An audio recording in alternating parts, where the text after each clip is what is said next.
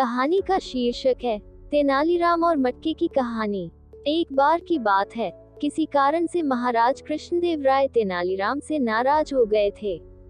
वे उनसे इतना नाराज हो गए थे कि उन्होंने कहा, पंडित तेनालीरामा, अब आप हमें अपनी शक्ल नहीं दिखाएंगे और अगर आपने हमारे आदेश का पालन नहीं किया तो हम आपको कोड़े मारने का आदेश देंगे। महाराज की यह बात सुनकर तेनालीराम वहां से चुपचाप चले गए। अगले दिन जब दरबार लगा तो तेनालीराम से जलने वाले कुछ मंत्रियों ने महाराज के दरबार में आने से पहले ही उनके कान भरने शुरू कर दिए। उन्होंने कहा, महाराज आपके मना करने के बावजूद तेनाली दरबार में आ पहुंचे हैं। इतना ही नहीं, यहाँ आकर वे हंसी ठिठोली भी कर रहे हैं।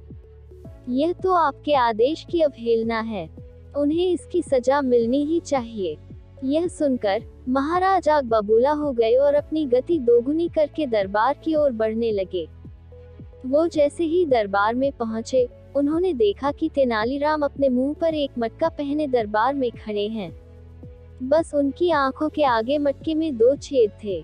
उनकी इस हरकत को देखकर महाराज कृष्णदेव राय ने गुस्से में उनसे कहा, पंडित तेनालीराम, हमने आपसे कहा था कि आप हमें अपनी शक्ल नहीं दिखाएंगे।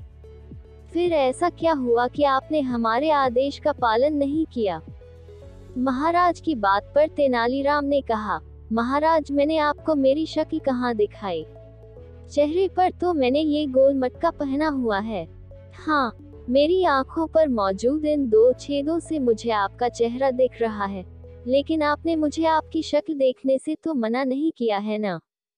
तेनालीराम की यह बात सुनकर महाराज कृष्णदेव राय की हंसी छूट गई और वो ठहाका मारकर हंस पड़े।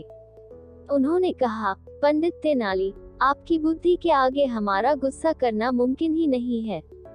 अब इस मटके को उतारें और अपनी जगह पर बैठ जाएं। कहानी से सीख।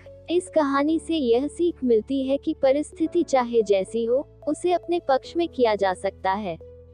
बस इसके लिए दिमाग से काम लेने की जरूरत है।